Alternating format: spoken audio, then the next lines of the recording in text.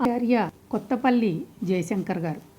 తెలంగాణ చెరువు తీరు మన జయశంకరు సారు, అలుగుదుంకి పారు పదునైన మాట జోరు, పాలు పోసుకున్న పజ్జొన్న కంకులల్లా, పైకి పైకి ఎగిరే ఆ పాల పిట్టలల్లా, మీ ఆశయాల వ్రాలు కనిపించి ఆనవాలు, కన్నులలో ఆవేశం కదలాడిన రుద్రుడు, ఆధిపత్య శక్తులపై అతడు వీరభద్రుడు, ఆలోచనల అవసరాన్ని తెలిపిన నిబద్ధుడు, తెలంగాణ కనుగొన్న అతను మరో బుద్ధుడు అంటూ కీర్తించబడుతున్నటువంటి మన కొత్తపల్లి జయశంకర్ గారు తెలంగాణను స్వప్నించి శ్వాసించిన మహోపాధ్యాయుడు. వరంగల్ జిల్లా ఆత్మకూరు మండలం అక్కంపేటలో 1934 ఆగస్టు 6వ తారీఖున లక్ష్మీకాంతరావు మహాలక్ష్మి దంపతులకు జన్మించాడు. ఉర్దూ మీడియం పాఠశాలలో మాత్రమే అందుబాటులో ఉన్నటువంటి ఆ రోజుల్లో హన్మకొండలో ఉన్నటువంటి మర్కజీ పాఠశాలలో ప్రాథమిక విద్యని, ఆ తరువాత హనుమకొండ న్యూ హై స్కూల్లో మాధ్యమికం వరకు, ఆ తర్వాత ప్రభుత్వ ఉన్నత పాఠశాలలో హెచ్ఎస్సి వరకు చదువుకున్నారు. ఆ తరువాత ఉస్మానియా విశ్వవిద్యాలయంలో బిఏ డిగ్రీని పూర్తి చేశారు. ఆ తరువాత అలీగఢ్ విశ్వవిద్యాలయము మరియు బెనారస్ విశ్వవిద్యాలయాల నుండి పోస్ట్ గ్రాడ్యుయేషన్ పూర్తి చేశారు. సమస్యల పట్ల ఏ విధంగా స్పందించాలో, దాన్ని ఏ విధంగా ఉద్యమంగా తీర్చిదిద్దాలో ఆయనకు చిన్నప్పటి నుంచి అలవడింది అని చెప్పుకోవచ్చు. ఆ తరువాత 1960లో ఉపాధ్యాయ వృత్తిలో అడుగుపెట్టడం ద్వారా ఉద్యోగ జీవితాన్ని ప్రారంభించి మొదట హనుమకొండలో ఉపాధ్యాయుడిగా నియమితుడై ఆ తర్వాత లెక్చరర్గా ఆదిలాబాద్కు వెళ్ళారు.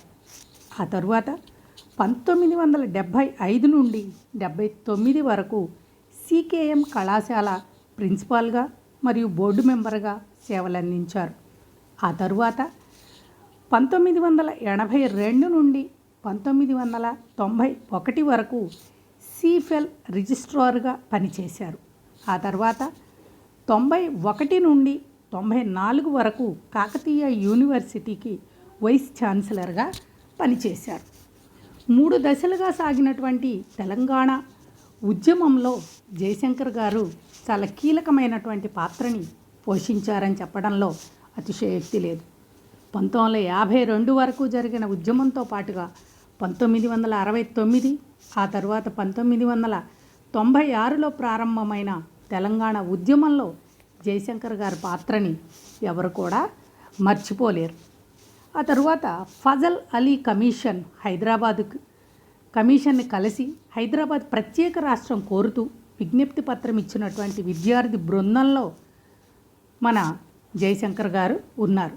మంచిగా బతకలేకుంటే బిచ్చమెత్తుకోనైనా బతుకుతాం, కానీ ఆంధ్ర వాళ్ళతో కలిసి ఉండం అని ఫజల్ అలీతో ఖరాఖండీగా చెప్పినటువంటి కార్యవాది. 1969లో ఉవ్వెత్తున ఎగిసిపడ్డ ప్రత్యేక తెలంగాణ ఉద్యమంలో కూడా పాల్గొన్నారు. ఆ తరువాత ఈ సందర్భంలోనే కరుణశ్రీ జంధ్యాల పాపయ్య శాస్త్రి గారు తెలంగాణదంతా తౌరక్యాంధ్రం అని అంటే మన జయశంకర్ గారు స్వయంగా కరుణశ్రీని కలిసి ఆయన కవిత్వంలో ఉన్న ఉర్దూ పదాలను చూపించి, అంతేకాకుండా శ్రీశ్రీ గారు మరియు గుర్రం జాషువా గారి వంటి కవిత్వాల్లో కూడా ఉన్నటువంటి ఉర్దూ పదాలని చూపించారు. మనం ప్రతిరోజు మాట్లాడేటటువంటి మాటల్లో ఎన్ని ఉర్దూ పదాలు ఉన్నాయో కూడా ఆయన చెప్పారు.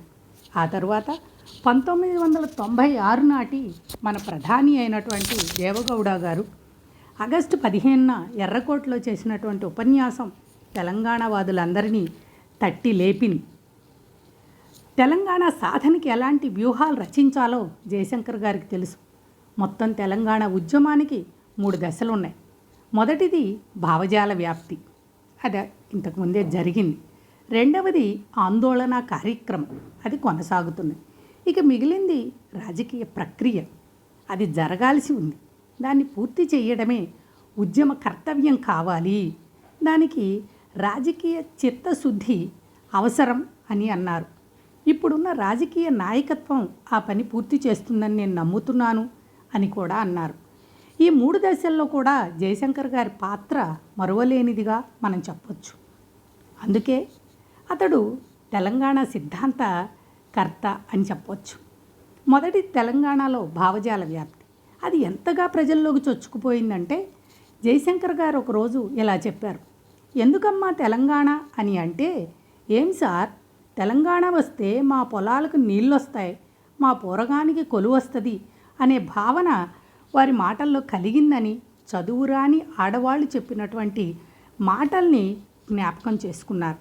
తెలంగాణలో జరిగిన అనేక ఆందోళన కార్యక్రమాలు ఉద్యమాన్ని రెండింతలు చేశాయని, వీటి వెనుక జయశంకర్ వంటి మేధావులు ఉద్యమ కార్యకర్తల దిశానిర్దేశం ఉంది అని తప్పకుండా మనం అందరం తెలుసుకోవాల్సినటువంటి విషయం.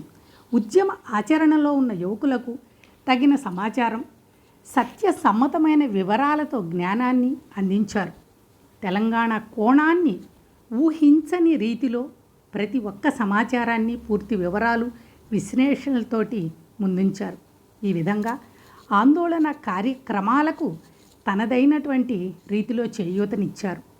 ఇక జయశంకర్ గారు విద్యార్థి నాయకుడు, సంఘ నాయకుడు, గొప్ప పరిపాలనా దక్షుడు.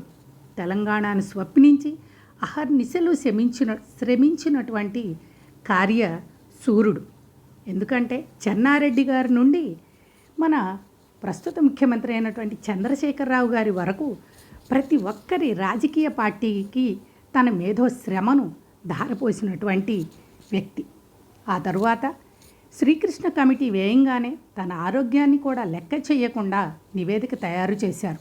కమిటీ వాళ్ళ సందేహాలు తీర్చడానికి క్యాన్సర్తో బాధపడుతూ కూడా ఢిల్లీ దాకా వెళ్ళారు. తెలంగాణ కోసం జీవితాన్ని అంకితం చేసినటువంటి మహానుభావుడు ఆయన.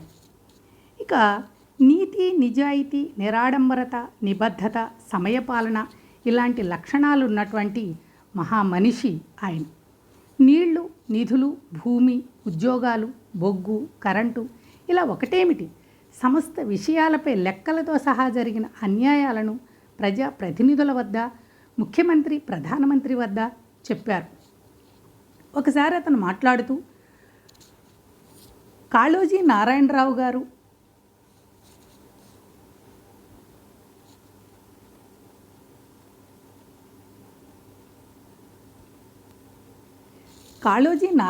గారు మరియు వావిలాల గోపాలకృష్ణయ్య గారు ఇద్దరు కూడా స్వాతంత్ర సమరయోధులే.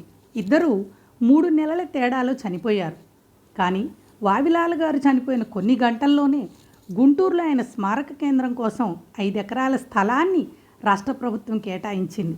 కానీ కాళోజీ గారు కన్ను మూస్తే ఎన్నిసార్లు డిమాండ్ చేసినా వరంగల్లో ఆయన పేరున స్మారక కేంద్రం ఏర్పాటు చేయలేదు. ఇది ప్రాంతీయ వివక్షను ప్రతిబింబించడం లేదా అని ప్రశ్నించారు. ఇలా ప్రతి ఒక్క రంగంలో ప్రజల్ని చైతన్యపరిచినటువంటి గొప్ప వ్యక్తిగా మనం చెప్పుకోవచ్చు. పొట్ట పోసుకోవడానికి వచ్చేవారిని తెలంగాణ ప్రజలు ఆదరించాల్సిందే, కానీ పొట్ట కొట్టే వాళ్ళ మీద మన వ్యతిరేకత అంతా అన్న కాళోజీ సూత్రానికి తెలంగాణ కట్టుబడి ఉండాలి అని అన్నారు. తర్వాత జీవితాంతం పదవుల్లో, ఉద్యమాల్లో తిరిగిన జయశంకర్ పెళ్లి చేసుకోలేదు. చివరకు జయశంకర్ గారికి తనకు సహాయంగా ఉండటానికి తల్లిదండ్రులు లేనటువంటి ఒక అనాథ పిల్లవాడిని చేరదీసి మరొక అనాథ పిల్లతో పెళ్లి చేశారు. ఉదాత్తమైన వ్యక్తిత్వం, మృదు భాషణం, ఉద్యమ స్ఫూర్తి, చెదరని స్థిత ప్రజ్ఞత కలిస్తే జయశంకర్ గారు. ఆబాల గోపాలంతో జయశంకర్ సార్ అని పిలిపించుకున్న అధ్యాపకుడు ఆయన. ఆయన 2 విషయాల్లో మాత్రం ఎప్పుడూ రాజీ పడలేదు. ఒకటి శనివారం పస్తులుండడం, రెండవది తెలంగాణ గురించి మాట్లాడకుండా ఉండలేకపోవటం. అలాంటి జయశంకర్ తెలంగాణ సాకారం కాకముందే క్యాన్సర్ బారిన పడి 2011 జూన్ 21వ తేదీన ఈ లోకాన్ని వదిలిపెట్టి వెళ్ళిపోయారు. అయితే ఎంతోమంది మనుషులు జీవితంలో ఎన్నో మార్గాల్లో నడుస్తారు. అవసరాన్ని బట్టి, అననుకూల పరిస్థితులను బట్టి, ఆలోచనల్లో మార్పులు బట్టి మార్గాలను మార్చుకుంటారు. కానీ మన ప్రొఫెసర్ జయశంకర్ గారు మాత్రం జీవితాంతం ఒకే మార్గంలో నడిచారు, ఒకే మాట మీద నిలబడ్డారు, అందరినీ తన మార్గంలో నడిపించారు. అందుకే అతడు మనకు మార్గదర్శి మరియు తెలంగాణకు చిరునామా.